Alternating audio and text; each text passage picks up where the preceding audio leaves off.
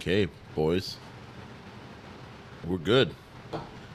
Welcome, Kala Diaz. All right. Yeah. Thanks for Yeah, having man. me on. Oh, shit, man. I'm so super stoked that you're here and, happy that you're coming to race this weekend. Yeah, I me think too. that we don't get to see you enough, that's for sure. Yeah, well, it's always good to be back in town and see all my old friends, and Yeah. this is even more special. I get some time to sit down and have some good conversation, because usually it's just kind of crazy and I don't really get to catch up with many people besides after the race. Yeah. By that time you've had a few beers, so Yeah. Yeah. It's Yeah. wild talk It's anyways, wild. right? Yeah. 100 That's people true. having a conversation at one time. Yeah. Trying to balance it out. Yeah, it's cool. Yep. You guys are doing this though. I'm stoked for you guys. Yeah, we're having fun Yeah. with it. Yeah, it's the main thing, right? Yeah. Yeah. After we did the broadcast Braddah's thing with the V1, the V1 series. Yeah.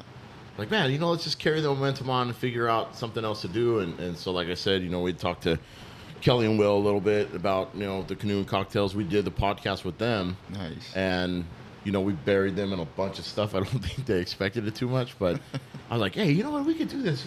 We should try Yeah, this on. it was a pretty organic transition, Yeah, and it was good. I think it worked out okay. And then having had conversations with a handful of people so far, it's been getting better. I think just the way we communicate, and then you're learning all the time. Right. So I think every episode gets better and better and better. Right on. Yeah, like Jim Terrell was like good. The exchange was good, and the information was good, and it flowed really well, and it could have gone a lot longer. So like I caught myself a couple times saying, hey, it's been an hour. Do you want to cut it off? Right. We'll go another 30 minutes, and then after we got off, Jim's like, okay, so when's the next one? I'm like, because we haven't even talked about stand-up paddleboarding or Right. none of it. We didn't bring up any of that stuff. Yeah. So I guess that's kind of the beauty of it. We could do it in sections and keep interest and momentum and switch it up a little bit. And Totally. Part 1, part Yeah. 2, part 3. yeah.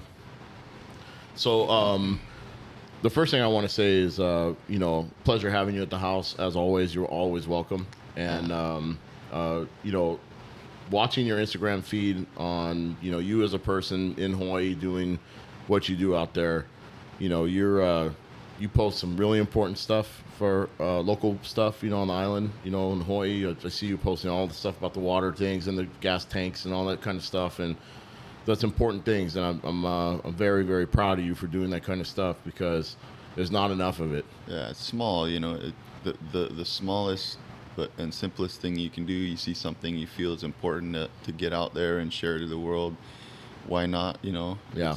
It's and a lot of people are watching, like you guys over here. You guys have that Hawaii Polynesian Yeah, connection. You guys Totally. care, Yeah. and although you guys are not living there anymore, it's important to just kind of keep in touch. And so, I just get it out there in hopes that people actually look at it, and that's, a lot of that stuff is viral anyway, but it's a small little way you can support causes you believe in, and then it gets you fired up because you learn something, and little tidbits here and there.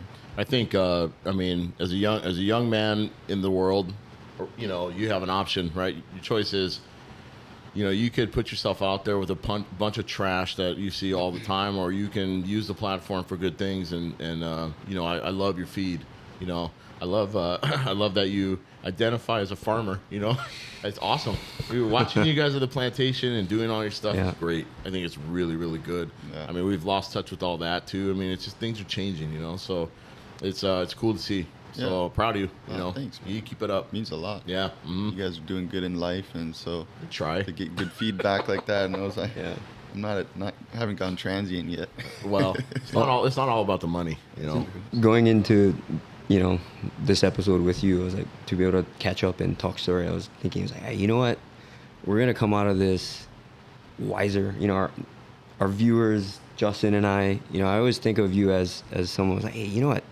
Kala is way younger than us, but bro, he's got wisdom. This guy, I don't know about that. So I I just think gotta you- keep it. I think at this point, I wouldn't say I have wisdom. I just have an open mind. And Yeah. Hopefully, one day I can get to a point where I can, say I have some sort of experience. But I'm only 25, so I think what what I have to contribute is very little, but what I have to learn is a lot, and so Yeah. it's the main thing. And that's why I love farming and paddling, because you're always learning, and you're always talking to awesome people who know a lot about a lot, and Yeah. they're trying to trying to talk about it, and you share this common passion about farming, plants, paddling, the ocean, canoes, and you just kind of like open up cans of worms here and there, and then eventually you're like, oh, I kind of talk to a bunch of different people that are wise,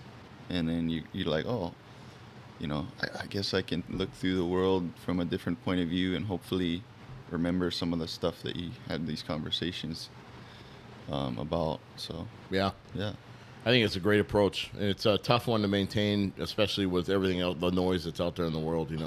It's tough. It's tough to stand on. It's a small island to stand on by yourself. Figuratively speaking, right? Yeah. So, but like I said, it's super. It's cool to see, and I'm proud of what I see with you. So keep them up. Yeah, we appreciate it. So the other thing I want to bring up too, now we're done with all that, is, bro, your fucking performance at the Gorge was ridiculous this year. yeah, I surprised myself. I think all season you've had a really good season.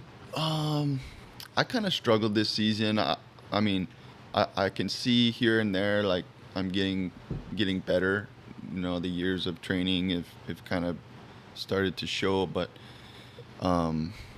yeah, I mean, I'm still not quite where I'd like to be in terms of just the playing field. There's so many good guys in Hawaii, and everybody kind of got amped up from COVID. So even some of the older legends are coming back, and they're smoking us young guys still.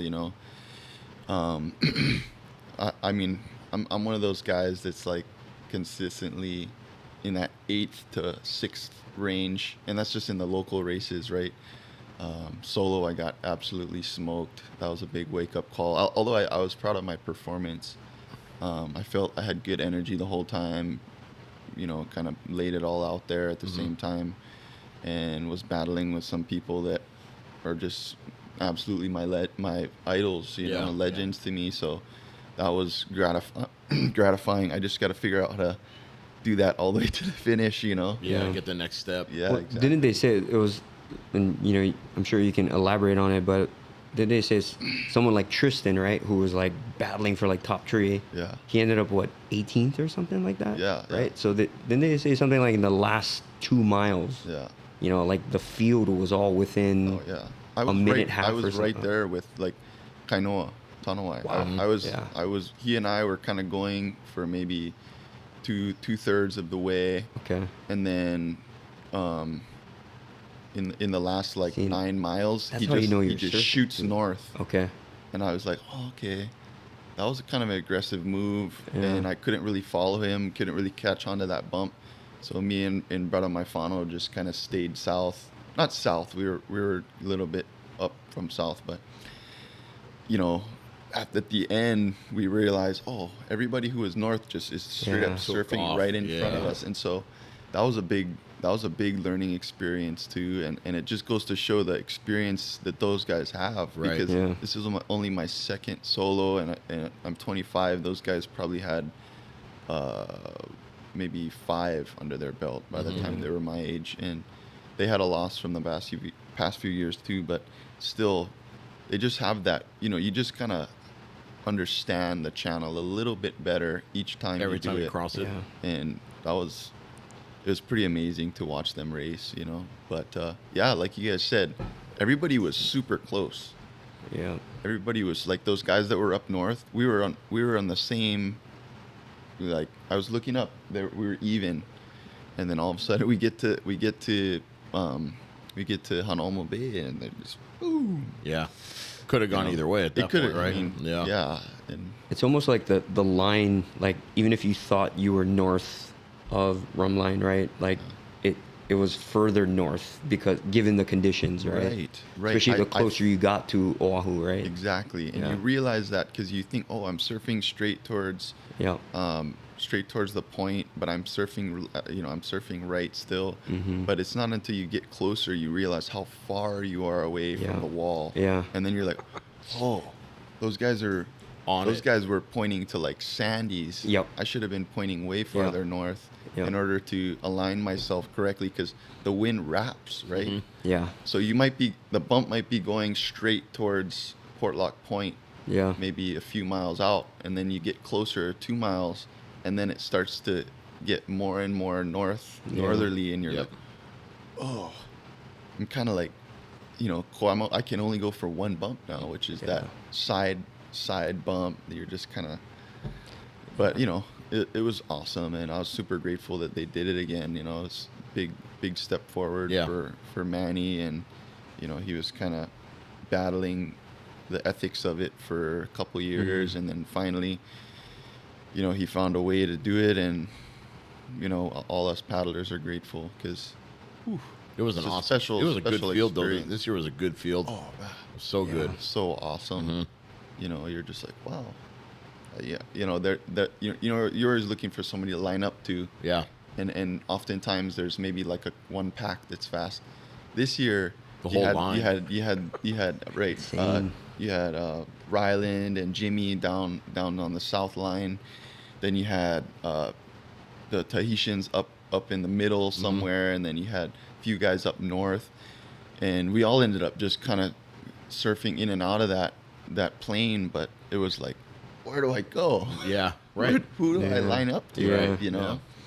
So it was Good awesome. experience. Yeah, this good- this good- year has been just a content generator, man. Like Right. from the Baja California series, Yeah. the solo, the gorge.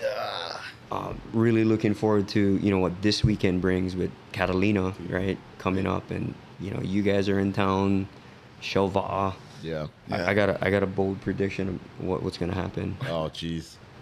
I'm excited to hear it. Are you going to say it or no? Because this won't come out till after. Saturday. I think they might break the record Yeah. given the We were given talking the about this conditions last night. Yep. Yeah. and wow, He was just saying that paddling still has the record. Yeah. Paddling Connection still Yeah. has a record. Wow. yeah. In the Malolo. Yep. And what's great about that, right, is that's gonna push our teams, right? Right. Like we're gonna go off of their speed, and I think it's gonna be It'll be a fast crossing. it's gonna be a Yeah. fast crossing. Yep. And so the conditions do look good. Well, there's a Besides high the- surf advisory. I just saw that. As of right now, it looks favorable. Yeah, favorable Very nice. and hot. Very Especially nice. That's especially if you nice. compare to the last couple Catalinas, Right. right? Like the 21 when it was homicide the whole way. The one man one we did was upwind the whole way. Yeah. I think this is looking like the best Catalina conditions wise. Yeah, it should. You know, hopefully. I mean, we'll see. you never know, man. No, but yeah, you we're not know, sure. but When you get halfway point, then you know if it's yeah. gonna be good and, or not. and this year weather has been in California, especially Southern California. It's been a wacky freaking guy Hoggy would have a field day with the weather this year, right? Yeah. So, but yeah. Yeah, it should be fun. So you think you're gonna break the record this year? Shell, Oh, you? I thought you was asking me. Kilo's gonna break the record this? No. Shell, you think Shell will do it? I think Shell's gonna go for it. They're probably looking at that time from what is it, 3:28? I think. Yeah. I think it's like right under 3.5 hours. 3.5. You guys yeah. know better than me. Um, So, Yeah, 3:28. I think you're right. yeah. And that was in 17. Yeah. 17. And No, then 16. I think 16. Danny said something like the next year they like whatever time or whatever time Danny them had that same year, they would have broken the record too or Right, something. yeah. It, like they kind of I think it was something like it was either that year or there was another year where they were close. I don't know, but when they came, they really pushed the pace. Yeah. So that sounds exciting. Yeah, I so didn't realize. I thought they did it in a Matahina as well. they did Montahina in 17, the first one that we brought in, and but they finished in 3 hours and 40, like 10 minutes slower. Okay. But yeah. So anyways, the Malolo still has a channel with Paddling Connection. Nice. Yeah, and it's in reach. Yeah, like okay. every year, everyone's Yeah, within yeah. 10-minute time. Of course. So it's just conditions and having the Yeah. right team. So we might. I mean, Shell's capable. Obviously, we know that. I mean, on paper, right? They're the best team to show up to Yeah. paddling up Yeah. up to this point, Yep. right? So it's on paper. Yeah. But, yeah. I mean, they flew out a canoe, so they're serious about it. They flew it out. yeah. Yeah, they got a Yeah. brand new Montahina out of Tahiti. They flew it in. Air Tahiti flew it in. Helicopter, bro, the whole way. They just kind hovered over the ocean. But yeah, it's a two-piece Montahina like the old ones were, but it's I got a good look at it. It doesn't look like the new hull design, like the one that comes out of Thailand. But anyways, I mean, it's not a light canoe; it's heavy. Okay. But that's how they like paddling their canoes, anyways. They're comfortable that Yep, way. You know? yep. 300 pounds. They like it. You Yeah, know. they're gonna go as far as to fly it across the Yep. Pacific, Red Bull style. Yep. With the Yeah, with the helicopter. And then they'll fly. And then they'll fly it back. yeah, They don't let anybody use their stuff, man. yeah. What was that movie? Was it King Kong? Right? Didn't they Fly King they Kong. fly Yeah. King Kong? Yeah. Yeah. Yeah. That's what they're gonna do, bro, this weekend. It'll be interesting to see how they get the canoe out to Catalina if they're not going to let anybody, the Wahinis, paddle it over. They're probably gonna helicopter it That's across to. Yeah, that is a good point. I don't know. I don't know if they got. I think the only team that'll be allowed to take it over is Vaimiti and Elo Shane. I don't know what the team's called, but they might because they're here, so they might paddle it You know, over. what would be the ultimate flex is they just paddle it over on Saturday. Yeah. Just Paddle it over. Oh, we got to train. We got to get our miles in today, or their kilometers main in focus is today. Waikiki Nui, so Yeah. Yeah. And it's when's that? Early or November? November, Yeah. or they bring both their teams over. Yep. The second team paddles it over. Right. Yeah. Oh, flex. they- that would be big, major flex. Their picture at the airport, there was a lot of people, so I don't know how many they brought, but you know, the they whole team? Yeah. Yeah. I mean, but you know, they always travel that way. Yeah. You know, when Air Tahiti came in 18, there was, jeez, man, I mean, 9 paddlers plus 2 alternatives and a coach, a trainer. One of the other guys, it was just like their, you know, maintenance guy. And they came, you know, 15 deep Yeah. for 9 men. Hey, so speaking of Hawaii Nui, you guys, your team did it last year, right? Yeah. Kalahuikai, you guys did awesome last year. Looks like you guys are training again for it this year. How's your training going? How's everything going there? It's good, man. I mean, we're all hyped up. Any possibility to go do that race is it's pretty motivating. Yeah. You know, it's easy to stay driven, but we're just trying to piece things together in terms of a team, right? Okay, yeah. And I think that's one of the struggles we're realizing as kind of like an international team who has, you know, teammates all over the world, Yep. all over the Pacific, and we're like, you know, things happen, life happens, right? You have responsibilities. Certain people can make it 1 year, and then, you know, certain people, they have Yeah. responsibilities that they have to tend So to. many variables. Yeah. So we're in a process of just reaching out to people and making sure and maintaining relationships with people to make sure that they're game to go, they're going to be fit, they're able to go, and nothing's, you know, because we don't want to also just, you know, Show up to show up. well, yeah, but a lot of people, they'd say, yeah, and really, in the back of their mind, they're thinking, oh, no. Right. So it's big thing, you know, and that might be family, that might Yep. be work. So you got to make sure that it's good with, you know, each individual, because although they might be fit, they might want to go, it's got to be the right thing for them, or else they're going to be sitting on the catamaran or in the race thinking about other stuff, and put a strain on their family, God forbid. So, you know, it's an interesting game to play. Not really a game, but it's an interesting process of just talking to people, and our coach Alan's really good at communicating with people, Yeah. and also firing us up, keeping us fired up. And so right now our training is on point for that. Hunter's got a good training program for us, and we've got all the facilities to train, nothing stopping us there. but just finding people to train with is always a struggle. And this year, luckily, very thankfully, we kind of came across a cool partnership with Team Oceania. One day, we were like, earlier in the season, I had been training 6-man maybe once a week, and then the rest was just on my V1, my fiberglass V1, and then one day Mario was just like, "Oh, you guys want to come train with us?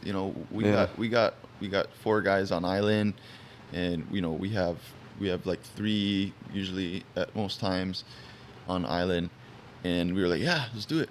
Yep. So we got together, we did a Saturday practice, long one, and then after that, we were talking after practice. Yo, you want to do that again? We're like, yeah, let's do it again. That's awesome. So we found a cool little relationship between us and them where we can both stay training and stay fit and keep in the 6-man, because that's a big plus, and I'm super grateful for Mario sparking that idea. Mm-hmm. And so yeah, that's been awesome. That's been a huge plus for us, because as much as I love the V1, I know it's not going to keep me best for the 6-man. Right. So right. That's been awesome. It's a game changer for sure. It's amazing how the collaborative approach is so effective, with teams, NAC, Lanakila, we've been doing that for years. You probably know that, paddling, NAC those years, your early years here. And, you hear that even in Tahiti, right? Guys will, whether if it's the 1-man or the 6-man, because at the end of the day, it's your team, your team, it's bigger than you, right? It's all about paddling. It's all about paddling. So. And it's all about people, right? Yeah. And that's why we do it, right? It's not a job. It's fun, right? Definitely ain't paying the bills. It's not paying the bills. No. Yeah. Yeah. But yeah. So you're talking about your training for Hawaii Nui. So this race, Catalina, is it's pretty much a training. It's a good test for you guys, right? Molokai Hoi, unfortunately, is not happening. So it's pretty interesting that your team, a lot of the Hawaii teams are flying in, and we all get to test our mettle against Naholowa'a, right? Yeah. And so what is your guys's what is your goal? What is your team's goal going into this race? Win. Yeah. I mean, that's always the goal. That's always I walked the right goal. into that. I mean, it's not all about winning. However, when you train really hard and you have a goal, it's always nice to meet that goal. And I like to say that the main focus is winning, but there's so many things you come away from every race that are so much more gratifying oftentimes and so much more useful for the future. So many things you learn that are really, to me, what it's all about. And they might be, they're unforeseen. You expect to learn things. Never going to be perfect. You can never expect a perfect result. However, you're always going to shoot for that, right? Yeah. And you don't want to go into a race thinking, oh yeah, I'd like to get second behind Shell. Right. Although they're the best team in the world, you're going to be trying to one day become the best team in the world. Right. And coming from Hawaii, that's always the dream, and it's hard to get there because of our predisposition. Just talking to him last night, a lot of our best paddlers as juniors that we grew up paddling with, they all, like, half of our team leaves, more than half our team leaves for college, and that's just kind of the culture in the U.S. and in Hawaii. But we come back together afterwards and try to make stuff happen, train as hard as we can. And so, the main thing is just kind of believing. You gotta believe in something, and yeah, so I guess that's all of our we always hope that people coming in and paddling with Kalahui Kai have that same goal. And it seems like most paddlers want to win, Right. you know.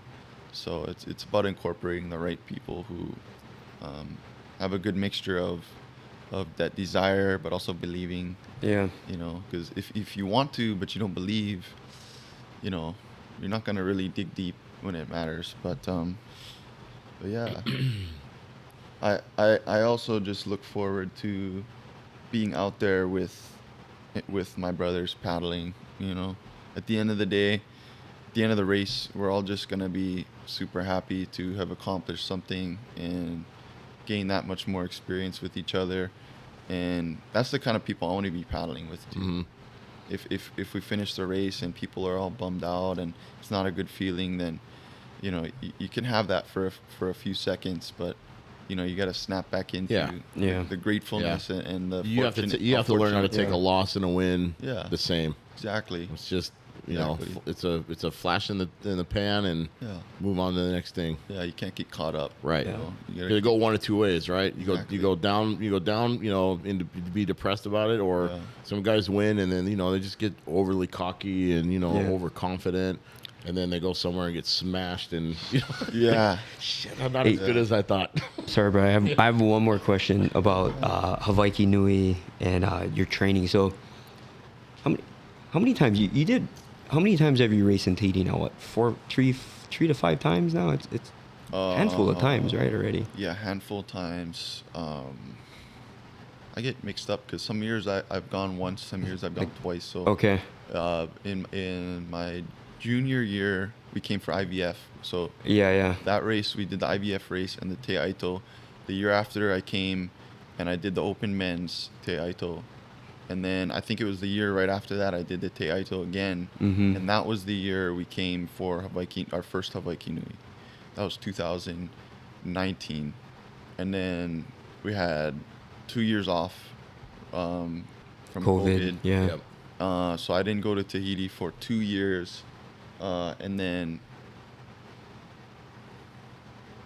Did you guys go? I and you guys feel went- like I'm missing something though. Okay. No, yeah, okay. So I think 2018 I went to Tahiti twice. 2019 I went to Tahiti twice. So I think by that time five visits, and then last year Hawaii Nui. This year I went to Te Aito, and then gonna go Hawaii Nui again. Yep. So If a team, if a team has aspirations to do Hawaii Nui, what is your best advice, for that team, for the paddlers going into an epic race like Hawaii Nui? I'm Find a good hardly- logistics manager. Yeah, I'm hardly the right person to ask for that question Because I've that's only been tough twice. race to logistically, Dude. travel the team, sleep, Yeah. travel the team, sleep, everything. Yeah, and we're, I'm blessed because I don't have to do that much of the Yeah. logistics. Mhm. All I'm responsible for is our equipment, to an extent. Yeah. We have our canoe over there, Yako's Ama. Last year, Rylan and I had a good time making sure all our bases were covered in terms of rigging supplies. We bring a lot of our food with us. Yep. Mhm. And then just all kind of gear and just small Yeah. logistical stuff.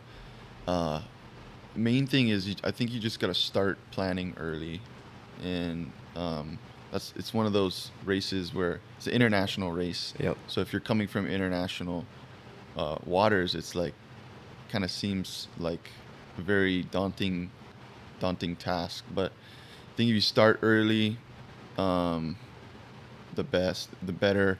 If you have Tahitian friends, That helps. bruh, Mm-hmm. you will get things done a lot faster, a lot smoother. Yeah. You'll get a lot more information that is coming to you from somebody who can read all the newsletters, can talk to people in Tahiti, give you news updates, what's going on. A lot of times, the information you're trying to access is all in French. So you gotta, and there are English documents for big races like that, but you gotta track them down. Yeah. And, Mm-hmm. so having somebody you can talk to who is a friend from Tahiti. Most paddlers have a few friends from Yeah. Tahiti. Just utilize them. They're the most hospitable, generous people in the world. And if you're coming over to do Hawaii Nui, most of the time they'll be able to point you in the right direction Yeah. because they realize that's a big deal Right. for you to come and try and attempt that race. So, in terms of like training and stuff, I'm not, I ain't the right guy for that question, but you got to know you're gonna do something Yeah. like probably the hardest race you've ever done in your life. It is the hardest race I've ever done, and so you can't go there half-ass. Yeah. Yeah. You got to go there feeling good. It's got to be something that you've been training for. A lot of people, some of our teammates have jumped in last minute, but they've been fit. They understand Yeah.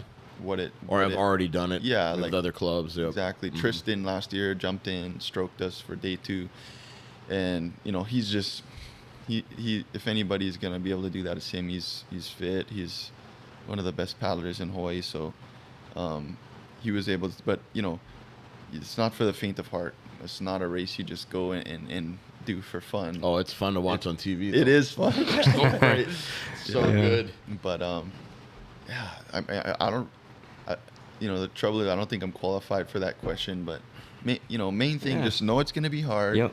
Know it's gonna be logistically challenging, and just look forward to having one of the most gratifying races of your life, because it's that combination of things, right? It's like a logistical nightmare. Once you're done with it, you have a relief on that side. When it's you're training for it, and then when you do the race, you just have this total. It's not relief, right? Mm-hmm. It's just happiness. Mhm. It's It's an accomplishment. it's Joy. yeah. It's Yeah, like it's you're big. just It's a big you're deal. just so happy. Yep. Yeah. And the people are amazing. You make so many friends. Yeah. And food is great. Yeah. It's beautiful. It's like the most beautiful place to be racing. Yeah, man, the atmosphere is just like electric. Yep. Day 3 is insane. Every day is insane, but day 3 you're like paddling through crowds of people Yeah. standing on this sandbar, and you're like, Yeah. this is paddling. Like, you don't have any experiences like that Right. anywhere else where it's like a Tour de France finish. Right. Yeah. Yeah. There's Yeah. just people like, and you're just paddling. Yeah. I can't imagine what the steersman's thinking. Like, I don't want to Yeah. run anybody Yeah, over. yeah. You know? I used to, Micah used to show me photos, or you'd see random photos. It's on Morea, right? That's where the finish is? The finish is Yeah. on Bora Bora. Bora Bora, yeah, that's right. And you're coming in like the 2-3 feet deep water, and Yeah. But Micah would always like pull up his phone. He'd show me like faces of everyone on the finishing crew, like, oh, check out the brain damage on the kind Yeah, of on you Brent, see it. or like, and you just see it, like you can just tell. It's just, How's the boogers on Will's beard? yeah, it's just stuff like that, right? It's just, Yeah. So it's funny, like hearing your experience and your thoughts on it. That's all I wanted to know, right? And it's just because it's something a lot of us California-based paddlers, that's a dream, right? Is to be able to do that race, but it's not a race it's not a bucket list race. It's not like it seems like the kind of race where The race. you can't just do Hawaii Nui, right? You can't just like, oh, let's Ralphie and Harry, let's go do Hawaii Nui. No. Yeah. It's Well, even Te Aito and Super Aito is a whole different beast. yeah, all those races. The V1 races are a whole other animal. Yeah. That's I'd say the stress levels are similar, but maybe the pressure individually is a lot stronger, obviously. But those are almost just kind of like more you're more afraid to do those races than Hawaii Nui, because that everybody's in their individual va'a, and then everybody's kind of like every man for himself. Yep. You don't have your team backing you up. Right. you know, you don't have you don't have a team is the main thing. You're just out there by yourself Yeah. with the best paddlers in the world, and It's intimidating. Yeah. so many va'a, Yeah. and you're just lining up. How am I gonna navigate this? You have no idea what's gonna Yeah. happen, and but it's pretty epic too. Those races are like the biggest rush ever. Yeah. Bet. You know, you're Yeah. looking, and guys are just on full tilt, like ready to just go to war. And that's the Tahitian paddling spirit. Is Yep. that they're warriors. They're not Yeah. just going out there let you push them around. They're gonna push back, and you know you'll see it too. It's pretty cool. Yeah, we got. I mean, even with the little series we had here, we got a good taste of it because you know those guys come out and Yeah. I mean, when they're on the water, they mean business. Yeah. There's no smiling, no Yeah. nothing. You know, Yeah. it's pretty And pretty as awesome. soon as they get on But land, when though, they're Paul, just yeah, it's laughing like, and they're like having a your great best friend, yeah. And that's such an interesting point, right? Because people kind of forget, right? Like, we all think, yeah, it's a recreational sport, you know, like, it's fun, and, you know, we do these races, but, you know, canoes, va'a, it was designed to go to war. You know, it was a resource, right? It was either that or you go fish. Right, You know, right.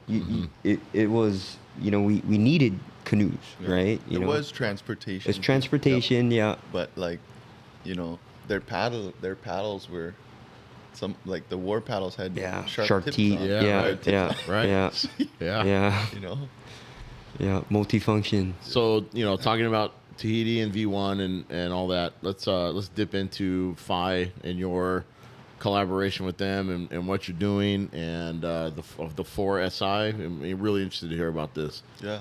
So, you know, having seen the model initially shown in Tahiti with Kevin, you know, in just an Instagram post or whatever, I was like, oh, wow, this is pretty cool, you know. But I know Tahitians are very apprehensive about.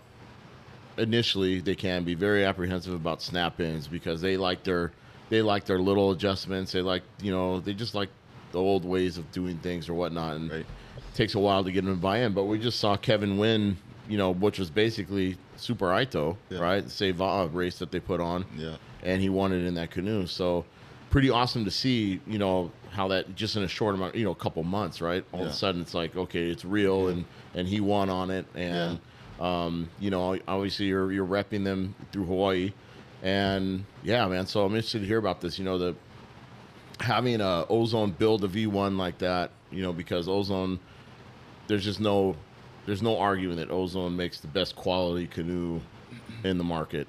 So, you know, getting canoes from Tahiti. I know getting canoes from Tahiti.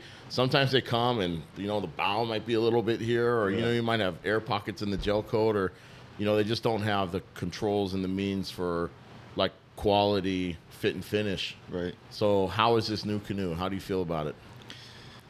I mean, yeah, like you said, you can't really argue with the manufacturing of Ozone. And I was super grateful for Tiger to present this opportunity to help out with the Oahu community. And, you know, I was unsure myself how people would react. Yeah. But I do believe in Phi as my favorite canoe to paddle, and I've been paddling it for years in its various stages of growth, and you know, so it being out of the hands of Joe or Tiger, the people who've been making it for years, was a little bit like, I was like, oh, you know, I trust the people at Ozone, but you know, I hope they listen to Joe and Tiger. Okay. Yeah. Because they know what's best. And so, you know, the collaboration there for me was a big deal because, you know, now that it's out of the hands of those two builders, there's the risk that they're going to try and do things maybe that, you know, wouldn't really be in the best interest of the V1. Yeah. So that was my hope, and I talked to Tiger at length because he's the one who I talked to most about it, and he was like, yeah, I give my feedback, and he was very clear with them that if they weren't gonna listen to him and be willing to work with him on the design, and they were just gonna be like, this is the way it's gonna be. He said, oh, I can't work like that, because in a way that's like his adopted baby, Right. Yeah. and he put so much time into making that canoe, getting it to people, making it better in certain instances, and so it was a touchy subject for him to now release that responsibility and kind of have that now being something that's out of his control. Yeah. Yeah, you're putting it into a mass model at that point. Exactly. Yep. So Sorry to cut you off, brother. You talking about Tiger or Tiger. Tiger's? Okay, Tiger. so this is Tiger's perspective. Yes. Okay. Yeah. And Well, Joey and Tiger collaborate. Yeah. yeah, Right? Mhm. yes, yeah. So it's out of his hands now. Mm-hmm. He's still willing to work with Ozone on it because it's like something he's been doing for years, and he still believes in it, and he'd like to have his just have a say in Yeah. something that he's put so much of his time into, and so he made it clear from the beginning that he would like to have some sort of role in the development of this at Ozone. Mm-hmm. And they said sure, yeah, and so he agreed, and so that's kind of what sold me, Mm-hmm. Yeah. that I'm working with Tiger, Yep. and then now he's kind of a different extension of Faiva, but he's still involved. And most of the canoes that I've paddled in Hawaii have been from him. Right. And so I know that the quality. Quality. Oh, yeah, no, Yeah. he's a and good the way, builder. The way if he does make changes, they're very well thought out. Yeah. He's not just changing because Yeah. it's a selfish intention. Yeah. He knows what he's doing. He's listening to people, and he's got a good connection with that canoe and with Fi in general. So He's always that's seemed- kind of why I did it. You Yeah. know, I'm not gonna be attached to some brand that's just doing whatever Flooding the they like. market. Yeah, exactly.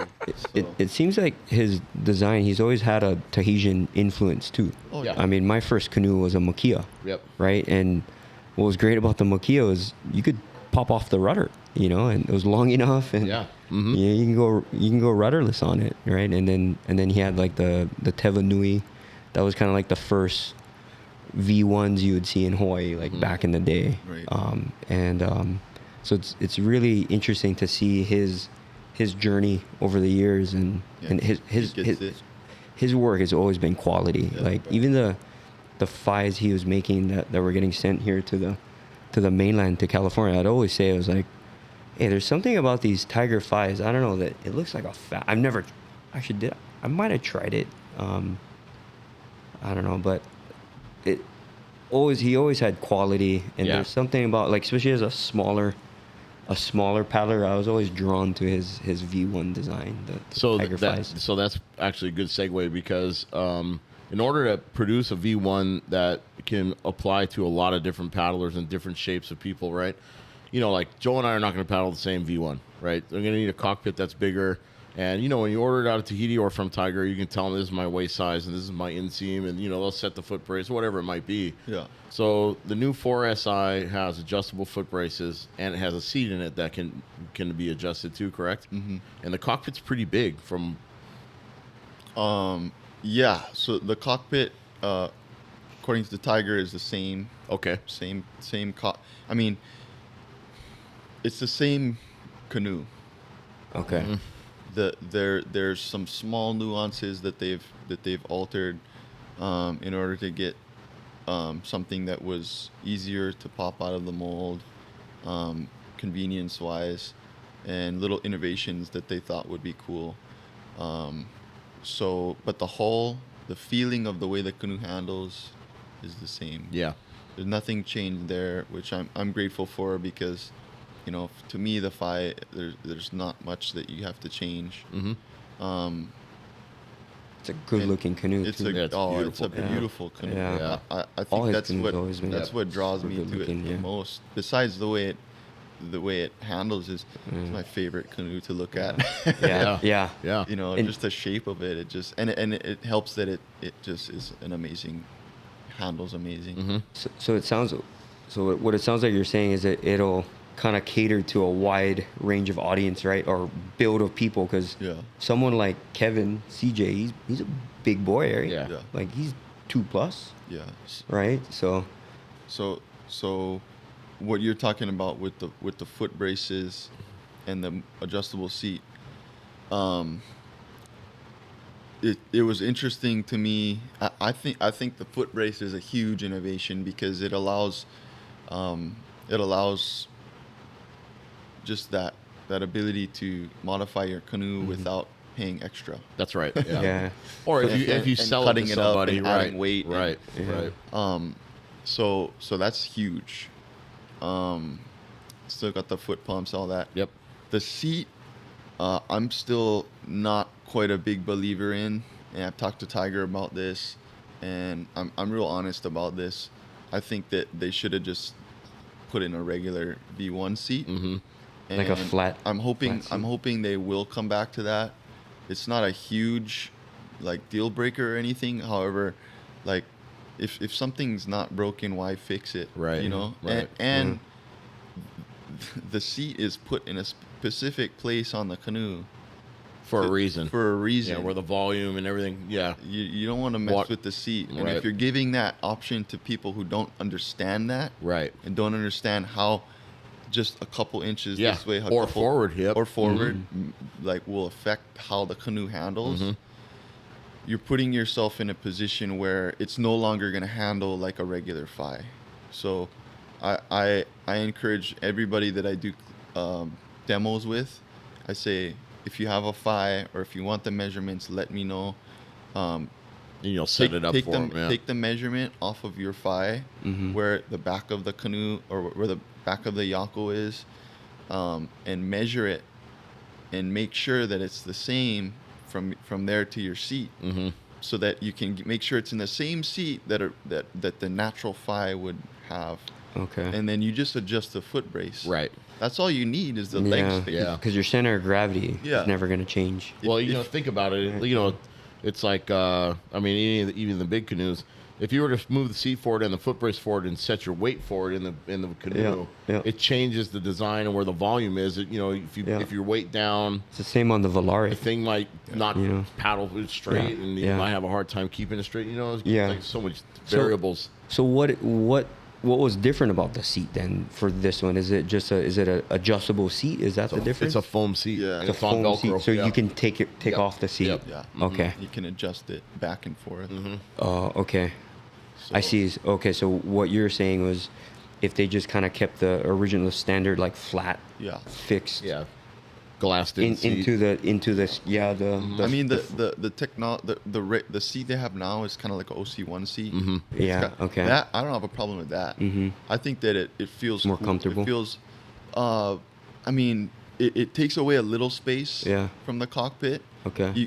I mean, I got used to it. It's not a big deal, but just takes a little bit of getting used to. Because in the V1, you know, you're kind of used to like, oh, I got this space. You Yeah. know, Yeah. I don't feel. Maybe you're used to that, but Right. when I get in, bro, I'm connected. Yeah. So what like with the seat coming up on the sides, it kind of feels a little bit more pinched, and so a lot of people are probably gonna have to sand that down. What I was considering is I haven't tested it yet, but I want to try just put a flat seat in there. Yep. And you've got to make it the same distance as the seat that's in there, because they've kind of accounted for that distance Yeah, from okay. the hull to the top. Right.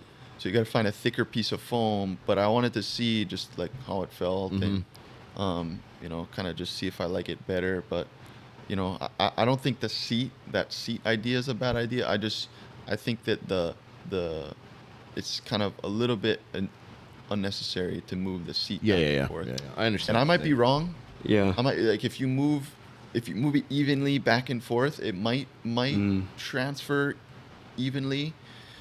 But I don't think most people know enough about that to make the right decision. Right. And so I think that to keep it the simplest way possible to benefit that canoe and to make it the same, just keep it the same More seat. people can meet in the middle there. Yeah. Exactly. How do you feel about the adjustments on the Yakus and the hull and in the Ama? You know, is it a little bit? I know. You know, they're push button snaps and stuff like that. Yeah. Was there any design changes to that, or because like Tehuitawa has the friction clamps, so you know they can do whatever little bits here and there. But Yeah. So they came up with some cool idea for the Yako to go into where the Vi would be. There's no Vi now. It's just a hole. But right. It's just you there's still a pin, but there's no hole to kind of adjust it now. Oh, wow. You just you press in the pin, and once it's in, so you can't even see it. No, you can't see it. You just you interesting. bring it in sideways, and then you And then flip it up. twist it. Once it's Oh, up, yeah. it Wow. locks in. So you're listening for and the then sound. and then you just bring it back the same way, Wow. and then there's 3 different settings. Oh, that's So cool.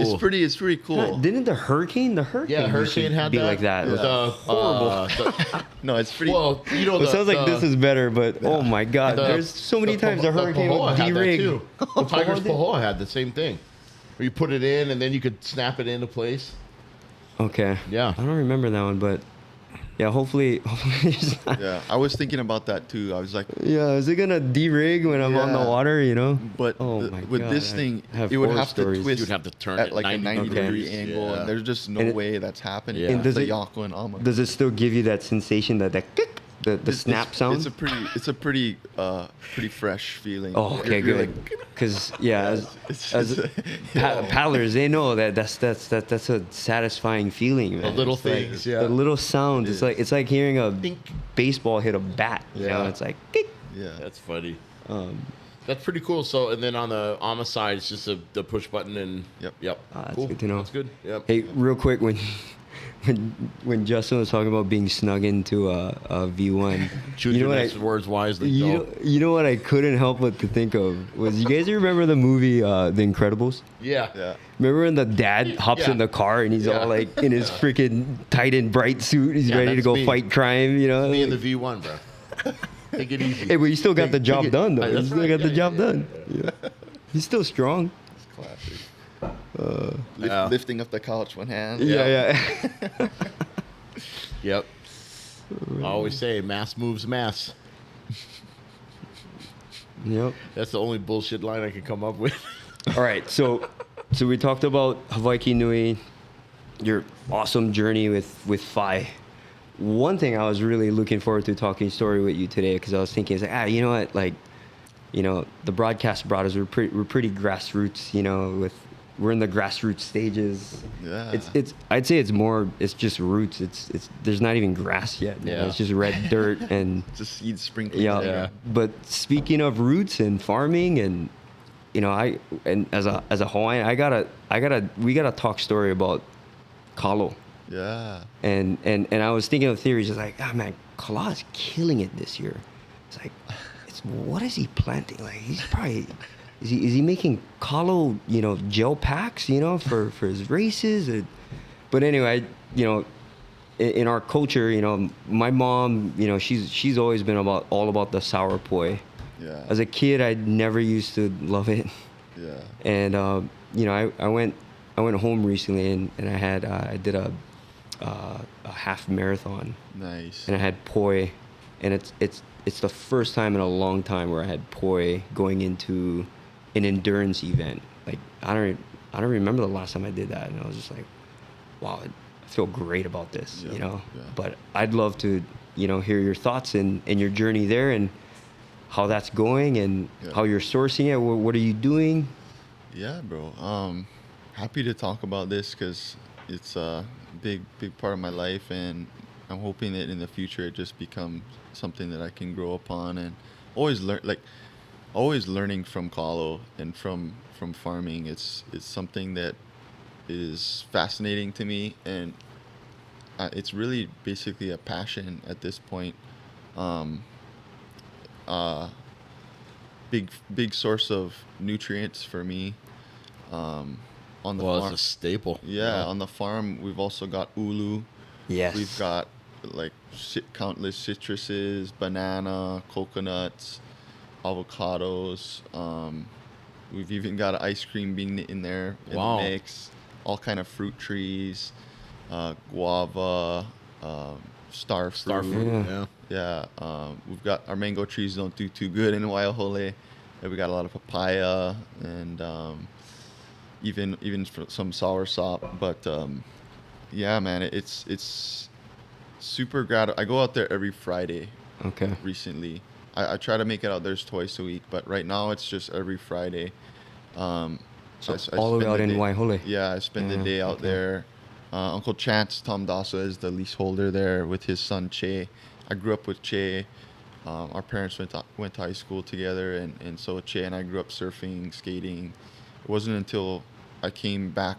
I mean, I would always go out there and Kokua whenever I could, but it wasn't until I came back from college Mhm. in California that I really started getting into it.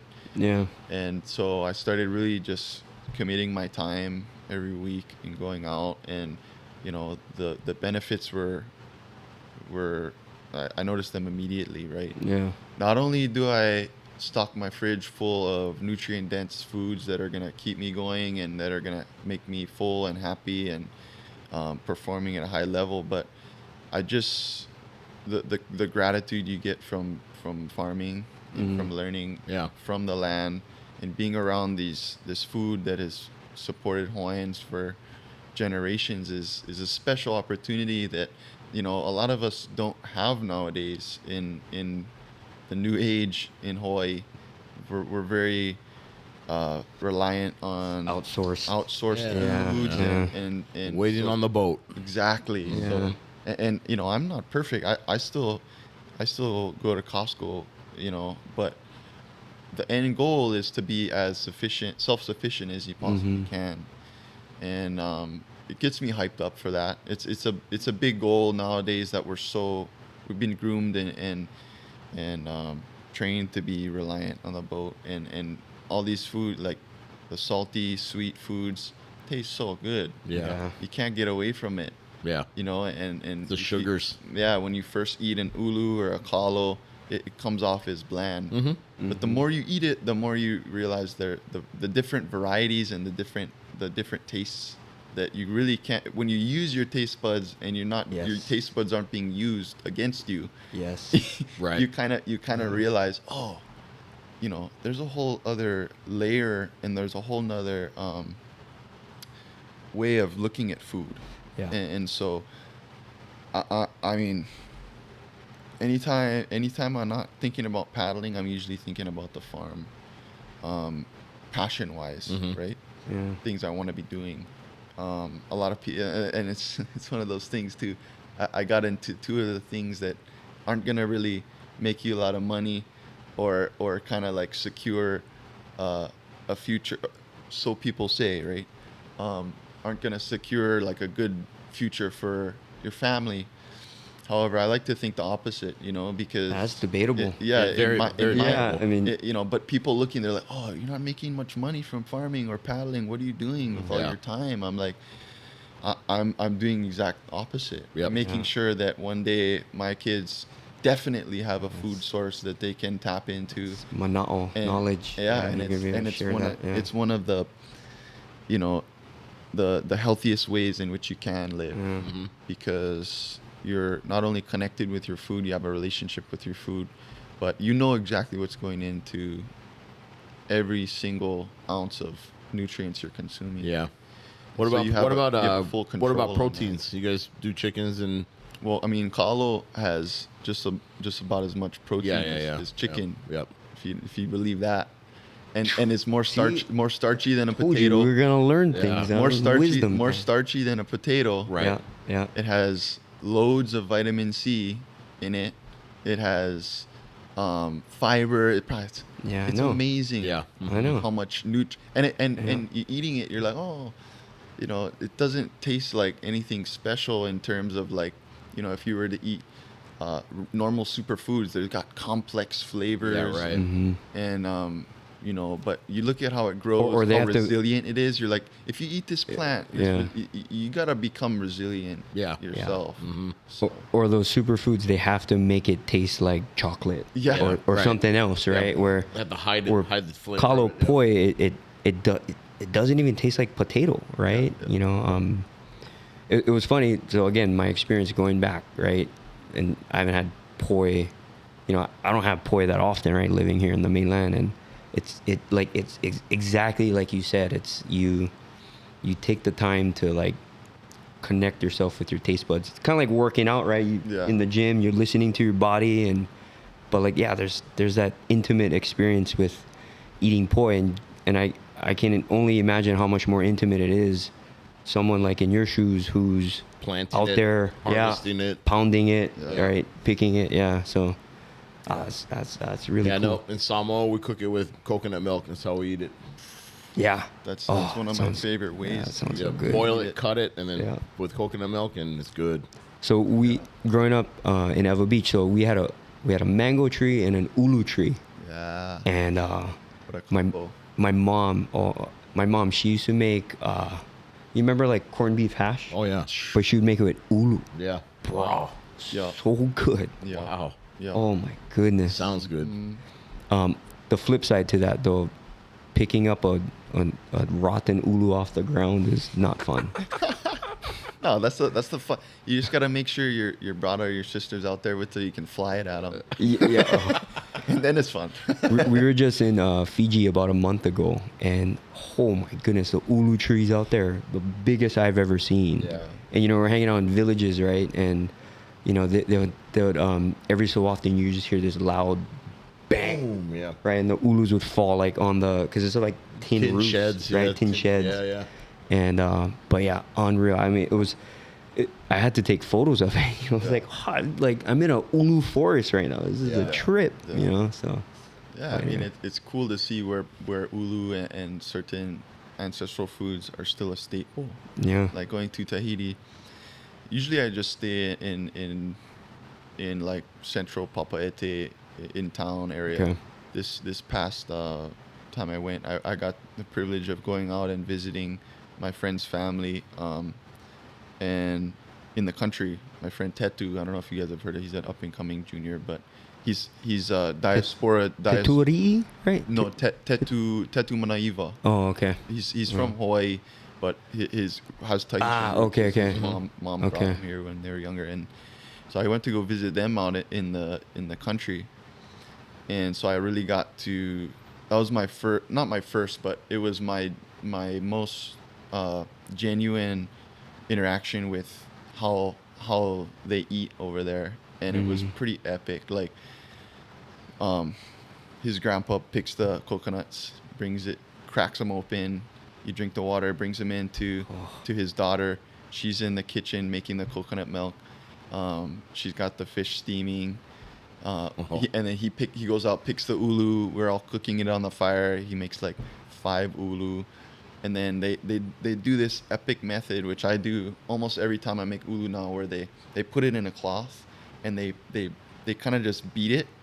And then it brings the ulu from like a giant ulu down to like half the size. Yeah. But the texture of it is what I love about it. Is it harden it? No, it kind of makes it more like a glutinous, gummy, yeah, mochi. Okay. Instead of being more like a Shucks. kind of like a Yeah. potato-ish. Yeah. That's the only thing I can That's really like. I know. That Same here. everybody Yeah. could relate to. It kind of makes it into more of like this thicker, just pop it in your mouth. It doesn't make your mouth dry like maybe like Yeah. if you overcook a ulu or kalo, Yeah. it might taste like that. It's just like this moist epic. You put that in a little bit of their vaimiti, which is just coconut, I want to say lime, garlic, and oil, and then you get your fish, and then they do the corned beef there too. They love the Okay. corned beef. Yeah. And then you just kind of like put that in your bowl, and you're just chowing it, and it's like just explosion of flavors, and it's so and they don't use forks or anything. Just you gotta get in there with your hands, and you're just like, this is awesome. Yeah. And that was a big inspiration for me too. Like trade more of my kalo with my fisherman friends, and get more fish, because that's another way in which I'd like to just eat from the land. Is I'm by no means a fisherman, but I know plenty of fishermen, and I have a lot to give them, and they're always asking me for kalo and ulu. So I've done a lot of trading. Yeah, that's exactly how it works. Get the smoked meat, get the fish, Yeah. and so that's what they do out there. Like their fish are fresh all the time. Bartering. Yeah, and they got their kalo, they got their ulu, and you're just like, wow, this is so awesome. Well, that's the way it should be, and the way it always has been until the last 100 years or I tried 75 years. Fafaru? I tried fafaru. Oh, You guys ever I've tried heard fafaru? of Yeah. No, Yeah. I've never. Can you describe it? Yeah, so I'm not sure exactly the process in which they make it, how it's made, Okay. but I do know that they put, so that they usually dice up fish. It's usually a white meat fish, I believe, but I think they do it with all kind of fish, and they put it in a jar with salt water, and then they let it ferment. Like pickles, yeah. Yeah, and then, it's completely safe to eat. Mm-hmm. Much to most people's surprise, fermented fish. But, it's one of those things you hear about going to Tahiti, and everybody's always talking about it, but you seldom see it, especially if you're not in the country. Right. It's a delicacy there that sounds like it's mostly the kupuna who eat it now. A lot of people, kids my age, are like, Yeah. buffalo. Yeah, interesting. But could you see yourself- most of them will claim, to its credit, that it's a powerful food. And so it's always been on my radar of something that I would like to try, and I had no idea until this past trip, what it was going to be like. I've seen it here and there, but I've never cracked open the can or the jar. Gotten the smell. And smelled it. Yeah. And then, ate it, and whew. Yeah. It's all the stories of people telling you it's pretty gnarly is true. So the interesting thing about it, the smell is what turns you off. turns you off. Yeah. Mm-hmm. Smells like You've rotten tried fish. it. It's like Yep. it smells like Yeah. and not like the rotten fish you'd expect. It just smells. Well, because if just there's smells a like- pickly smell with that, maybe. It's just. I wouldn't say it's. I mean, it's like. It's not the same, but it's similar to like if you eat kimchi. Yeah. If you smell the kimchi, but if you eat it, it tastes Yeah. good. But if you take the It time, just tasted like Yeah. raw fish. Oh, okay. Yeah. Yeah. I was like, it just tastes like tender raw fish. I think we've been eating kimchi Pleasantly since we were surprised. little, so for me now it's like kimchi doesn't smell Right. bad. I mean, You don't- maybe yeah, daikong, right? Yeah. It's a yeah. little bit. Maybe that's a better example. right. Yeah. But could you see yourself eating fafaru with sour poi? Oh, you get some crazy That might be a probiotic. little much. That might be it, like, because Superfood? Yeah. I've grown to love sour poi, but Yeah. even then, like, I have to have, your fish there or something to like balance it out. Every once in a while I'll do a sour poi shot just to like get the just to get the nutrients and Yeah. the probiotics. Yeah. But I'm not enjoying them. Yeah. Like when it's like starts to get vinegary and Yeah. you're just like, oh, this is kind of intense. Yeah. You're just eating it mainly for the I'm only like, some people love it, but I'm eating it mostly just for the health benefits that I know Yeah. it comes with, and hopefully one day I'll like it. I never liked For me, it was beer the younger. color Now I too. love beer. The Yeah. color too of like sour poi, like versus like the color of like fresh poi. It's like, Yeah. oh wow. Yeah. Like to me, there's nothing better than fresh poi and poke. Yeah. Yeah. Right, with onions and limu. It's like, oh man. Yeah. No, it's good. I mean, the more things like that you can, like fafaru, sour poi, Yeah. kimchi, that you're incorporating into your microbiome, I think that you're just an overall healthier person. Nowadays, like, we're all so disconnected from fermented foods. Yeah. And the power of them is just like unfathomable. Yeah. And you know, I always like testing my stomach with fermented foods and just seeing like how far I can take it and how good the benefit. You know, you seldom really notice the benefits, but every once in a while you do, and you're like, oh, okay, you know, I can see the benefits of it now. But yeah, it that's the thing about farming too, is you realize just how important each component in nature is, right? The ulu falls. If you ever crack open and really observe an ulu that's been rotting on the ground, it's a whole ecosystem. Like Yeah, there's flies all over it. There's beetles. Yeah. There's maggots. Yeah. There's earthworms coming up out of the earth Yeah. and eating all the algae or the limu or whatever that's growing on the ulu, and they're everything. Like then you got like the birds coming in and whacking picking at it. Yeah. It's funny, the birds don't eat raw ulu too much, but they eat the insects that are. So it's just like this whole, you know, you're like, oh, they must be loving it. You know, I wonder what I'm missing out. Yeah. You know, and they're the most connected to their environment. You know, but yeah, about farming, That's cool. kalo. You know, I've got to, like, some people are like, you can't just be eating kalo and ulu, bro. You're an athlete. You gotta like eat. You gotta eat more of like a balanced diet. I'm like, bro, if you knew how nutritious this stuff was, Yeah. you'd be like, oh yeah, maybe you should like cut out some of that other stuff you're eating. Yeah. and you know, like I mentioned earlier, the amount, like, you can liken the amount of protein in kalo and chicken, especially nowadays with the way that we're farming, and the actual nutrients that you might be able to extract out of eating chicken or steak or an egg or certain fruits and vegetables, it's really being just sapped and taken out of that because of how much your body's fighting against these chemicals that are inputted into these, and how unhealthy these food sources actually are. Like a cow, a chicken, an egg. Like, you crack open a local egg, the yolk is standing firm. It's a dark orange, and then you crack open like a farm, factory farm egg. It's like the yolk is flat, it's pale, and you know, you don't get that same satiated feeling from it.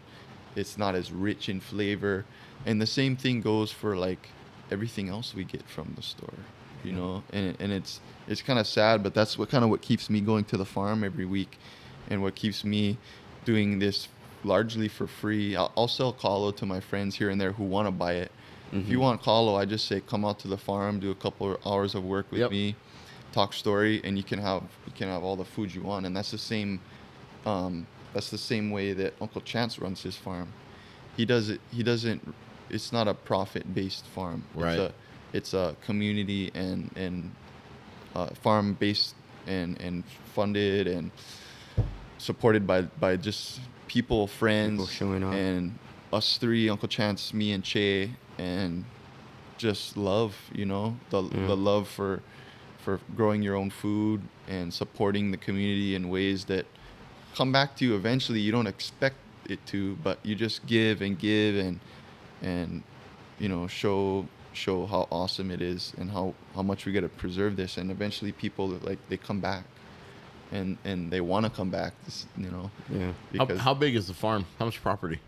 I believe it's just under 4 acres. 4 acres. It's not a big farm. So on those 4 acres, how many people do you think you could feed consistently on 4 acres? I don't think we've done the math, but like we have 9 rotating patches. Okay. So at all times we have usually 4 or 5, if we're lucky, that are in the stages of growing. Right. 1 at all times that we're harvesting. Right. 1 at all times that we're planting, and then the other 2 or 3 are usually just in a state of fallow, where we're dumping nutrients, we're tilling the soil, And so that's kind of the cycle we have. So, and it's hard to keep up sometimes. Sure. We have a neighbor up the road, Hanalei Bishop, who we contribute some of our kalo to his poi business that he has, and that's his livelihood. But you know, it's like we're harvesting as fast as we can and getting it out as fast as we can. But you know, really, because it's a labor of love, we can only do it so fast, and so oftentimes we end up with refrigerators full of kalo yeah. or ulu, and Yeah. we're like, you know, I'll bring it to practice once in a while and just give it out to the boys. Yeah. And, you know, I always got coconuts and ulu in the back of my truck, so Yeah. you know, if people want ulu or kalo, I'm just, here you go. You know. Yeah. This season, I tried to be more generous in that way, and you know, That's awesome. past years I've just taken enough for myself and maybe my family, but you know, I notice people love it and they're willing to pay too. I don't ask for money, but they're like, yeah, no, bro, either this or I give my money to Costco. I'd rather give it to you. Yeah, Yeah. Yeah. So what's the growth cycle from plant to harvest? How long? So we have lo'i kalo, which is wetland culture. That takes about 8 to 10 months, varying on how cold the water is, Right. and how much nutrients you put into the soil, and just how healthy the patch is. And then also when you cycle it, you can use things like the moon cycles, and make sure you have a proper fallow period. But yeah, usually around 8 to 10 months for the wetland culture, the lo'i kalo, and then we've had mala, or the dry land culture in the past.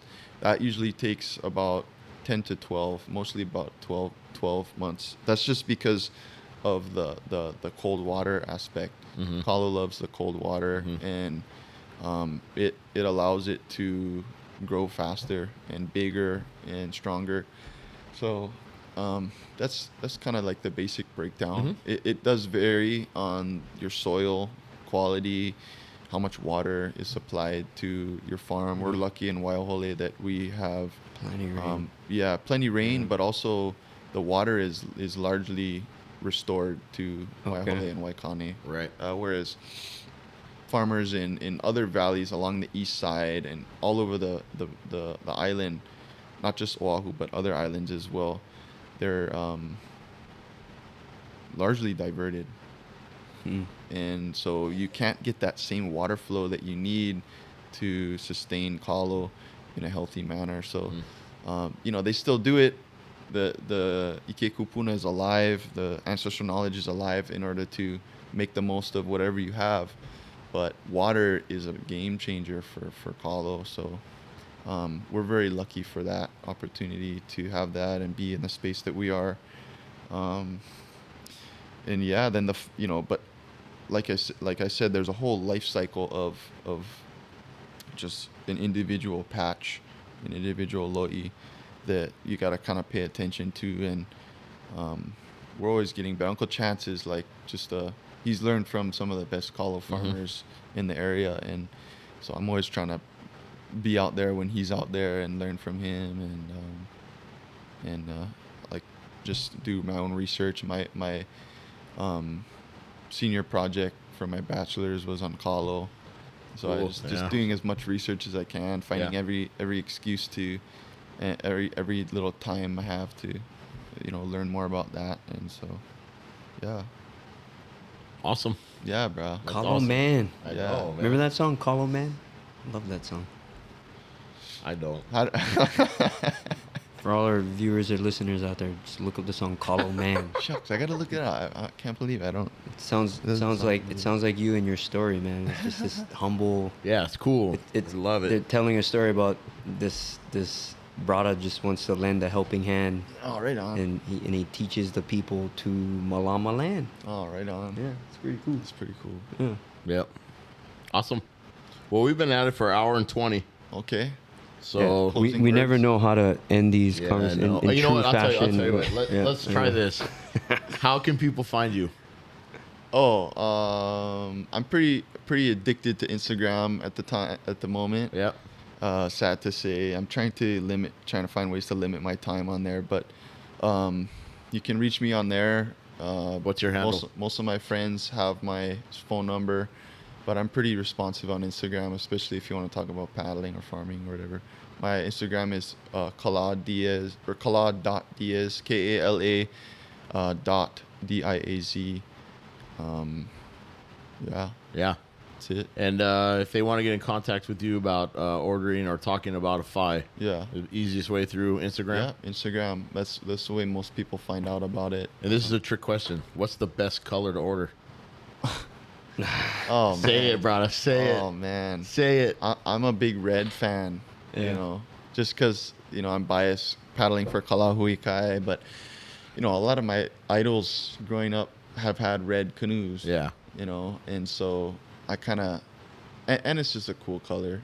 It represents a lot of different things that I think are kind of cool to me. Yeah.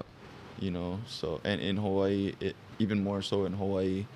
So I'm a big fan of red, but also like green. Green's also has been my favorite color forever. But really, just kind of follow whatever you think is good, right? There's certain colors maybe don't do so good in the sun. Maybe if you don't have indoor storage, maybe you don't grab those ones. But Yeah. You know what I think is interesting is if you go on the Ozone website, right? There's a Kala yellow. Yep. yeah, I don't know. Which is- That's what I was that trying wasn't to, I was me. trying Yeah. to bait you That into wasn't it. me though. I know, yeah. That wasn't me though. I was trying to bait you into it. I think Yeah. that's like the actual color of it. Oh, really? Yeah. Oh, okay. Yeah. Kala's I son, doubt right? it was named that. That was named because of that No, video. claim it. Claim it. Yeah, right. Claim Yeah. it. It's you. Plus, Kala yellow. You also, just Even though he Kala, loves- even Kala though he Hui likes the Kai red. too, right? Yeah. I'm Right? kidding. But Awesome. yeah, you guys go check it out. I've yet to mess around with all the colors and stuff, but that's been on the bucket list just to see because I'd like to get one of my. I have the demo, so I use that if I really want to go for a paddle. But that would definitely be cool to get my own one day. Just gotta save up, but yeah, you guys, thank you for this time, and Oh, it's thank been you. awesome. Yeah, talking thank with you. guys. Yeah. Amazing. Looking forward to doing the race on Sunday. Yeah, and, good luck to you guys out seeing there. Everybody else, thank you. Yeah. Yeah, appreciate it. Yeah, we'll see you guys after the race for sure. I'm gonna be on our beach barbecuing, but Yes, I'll make my way to the dunes. Oh, yeah, afterwards. nice. Yeah. All right. there you go. Yeah, it's too easy for me to go, to Castaways, and because you guys go Oh, right so, by. so we're going to hear you then. We got the going tree. under We got the roof. tree to cook under. Go, Kala! Oh man. Hey, that's. I'll cheer for you guys if you guys make the closing crew. Let's just put it that way. Oh, right, yeah. Yeah, Got I'm you. sure that'll happen. But yeah, Ready, no, super ready. excited. Yep, Yeah. yep. So thank you very much for your time. Yeah, you I know. got it. I know you're on a tight schedule, so we'll get you down to NAC so you can start working on the canoe. Yeah, you guys, thank you so much. Right on. Okay. Thank you All right, guys. aloha. Aloha.